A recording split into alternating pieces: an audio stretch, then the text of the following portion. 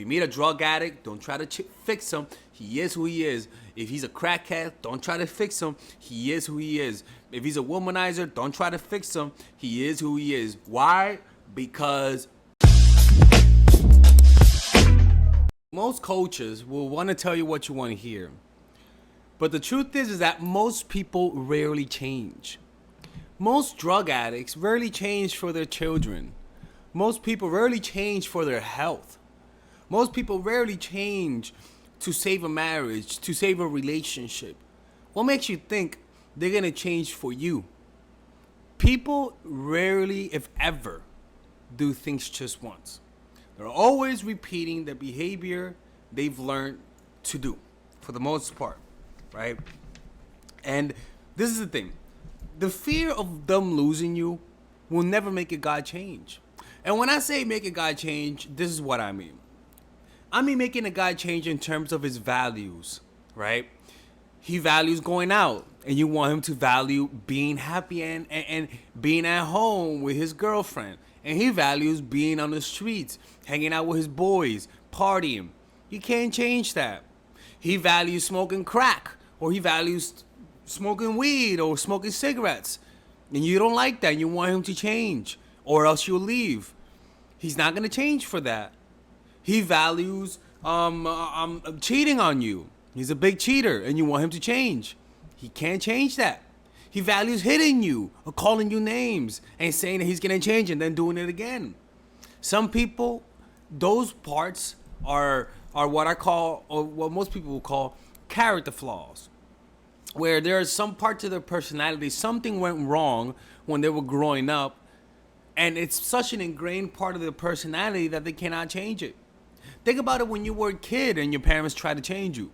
Your parents try to change what you want to do. How did you feel about that? Most men will never change, but what they do though is that they say they're going to change. When we are trying to change ourselves, we even tell ourselves we're going to change. And people will tell you that and actually believe it and not do it. That is, those two things can exist at the same time, right? A guy could really try to change, but because it's such a part of his personality, he can't.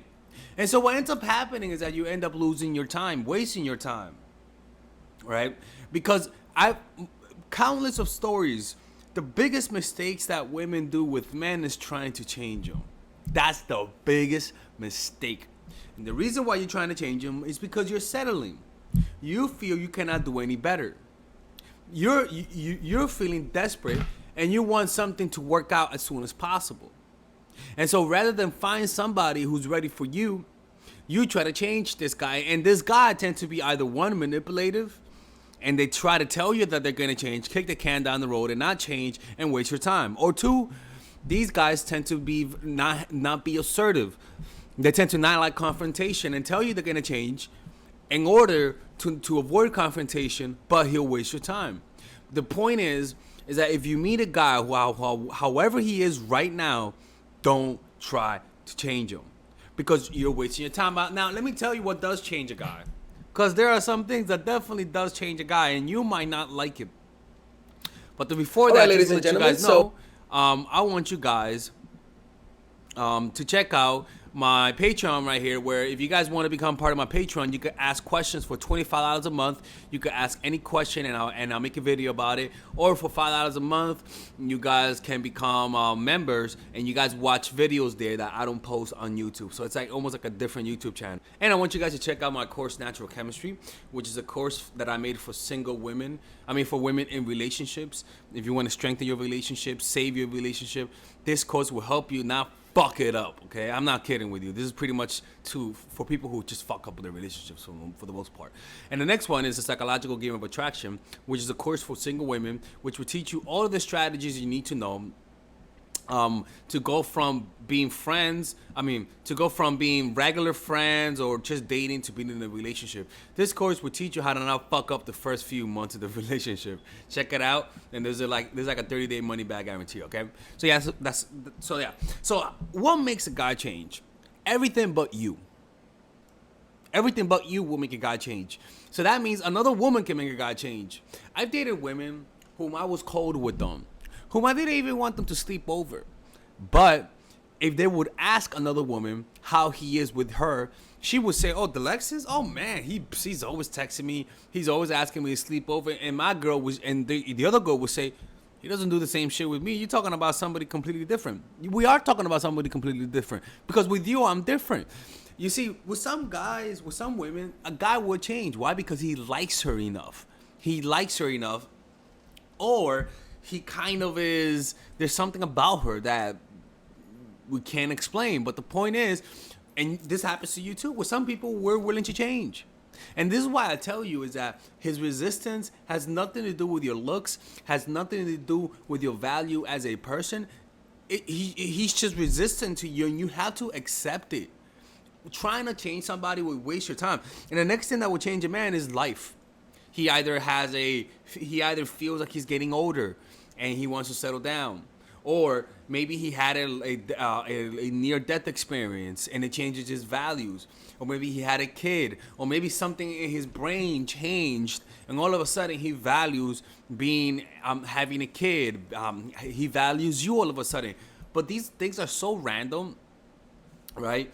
They're so out of your control that they rarely happen, and that's a fact. Like, you don't want to depend on that randomness. And look, this is what happens, right? When you meet a guy that you want to change, a lot of the times you want to change him because they remind you of maybe a father figure who was not perfect, and you wanted to change him, right? There's something called mate imprinting, where if you have a certain, where a lot of your taste in men will be groomed in you, not even groomed, but will be created when you are a child. So if your dad was not there for you and you wanted him to change and you want him to be there, right, and you never got to change him, you'll naturally be attracted to a guy who you want to change, right? You'll start projecting those emotions that you had towards your dad that he never fulfilled, and try to fulfill those emotions with this motherfucker who's not who you want him to change, right? So you look for guys who have natural character flaws to change in order to try to project upon and fulfill the fantasy of changing your dad. And that happens a lot more often than you think, for the most part. This happens to me where, for example, my mom, she had her own issues as she was growing up, right? And a lot of people do, right? But the point is that me noticing that my mom was a flawed person, because everyone is, now I get attracted to women who have some flaws that are not good, right? So, for example, I will see some escorts in Mexico. Sometimes I see them. And sometimes I end up liking them. I don't follow through, but I end up liking them. And I noticed that I ended up liking some of them because it reminded me of a woman who I feel needs support of a man, right? Which was my mom for the most part, right? She was single and stuff like that. And it's not easy having a kid in another country. You know, it's not easy. You know what I'm saying? So those emotions of wanting to help my mom, me, when I find a woman who's in a similar position. My mom was not an escort, by the way, people. His mom was an escort. Get her. Calm down, judgmental Melissa, right? But you get the point, right? So it's usually a projection for the most part if you usually are dating guys who you want to change. All right? Let me show you an example of a woman who wasted her time trying to date a guy who she was trying to change. I've been in a committed relationship for almost 5 years. And for almost 5 years and a half. He proposed to me when we were a year and a half in. Time has passed. A lot has happened since. But now, every time I try to bring it up, when we're going to take the step forward, he gets super defensive and demands to know what is actually going to change about our relationship with marriage. I'm starting to think he doesn't want to buy the cow when he's getting the milk for free. He has known for a long time how important it was for me to make it official. How do I express to him that I'm tired of being patient? What's going on is that you know damn well it's over. You're trying to change him. He cannot change. That's why when somebody can't change, they usually get defensive. That's the whole point. I don't want to change, so I'm getting defensive. 1 + 1 = 2. Unfortunately, people, with men and people in general, they're just usually not going to change for you. And it's better off to find somebody who's ready for you. And that's the hard part, is that it's not easy. It's a lot easier to find somebody and try to change them, even though you won't change them, and have the hope of him changing, rather than not know what's going to happen tomorrow and keep saying no to all the wrong guys and not know whether or not you're gonna find the right guy. Unfortunately, you gotta play that card and take that bet, because going the opposite direction and trying to change a guy will only waste your time, will only get you jaded, and will pretty much make you bitter towards trying to date men, because you think that they're trying to play him when in reality you're playing yourself. Don't try to change people. If you meet a drug addict, don't try to fix him. He is who he is. If he's a crackhead, don't try to fix him. He is who he is. If he's a womanizer, don't try to fix him. He is who he is. Why? Because they don't change people. Most people don't change for the most part, right? Anyways, I hope you guys enjoyed this video. Put the tissue down, stop fucking crying. That's life. You gotta move on. Oh, and if you ever want to work with me one-on-one, go to mindfulattraction.org. I have a lot more time in my hand to work with clients. For $25, you could join my Patreon and ask any question you want one time per month, and I'll post a video. And also for $25 or $5, you guys can join my other YouTube channel on Patreon, where I post videos that I don't post here. Or you can work with me one-on-one for $99 and talk to me on the phone, okay? Anyways, I'll see you guys in the next video. All right, ladies and gentlemen, so I want you guys to check out my new course called Nice Girl. It's available for purchase right now, okay? This course I specifically made for women who consider themselves nice, for women who are too forgiving, for women who let other people guilt trip them easily, for women who always give people the benefit of the doubt but always end up getting played. This course will teach you about people's actual manipulations, about the strategies that people use to extort from you, to take from you without you getting anything in return. Because nice people are in abundance in the world. And nice people, unfortunately, if they allow their nature to guide their lives, they will become bitter, because they'll end up seeing that their niceness never leads to anything. So the goal of being a nice person is to get people to like you. But sometimes that has actual backward effects. Like it actually creates what you're trying to avoid. So this course will teach nice girls how to get what they want through being more assertive, how to express themselves, how to not get played, how to identify manipulation, how to reverse manipulation.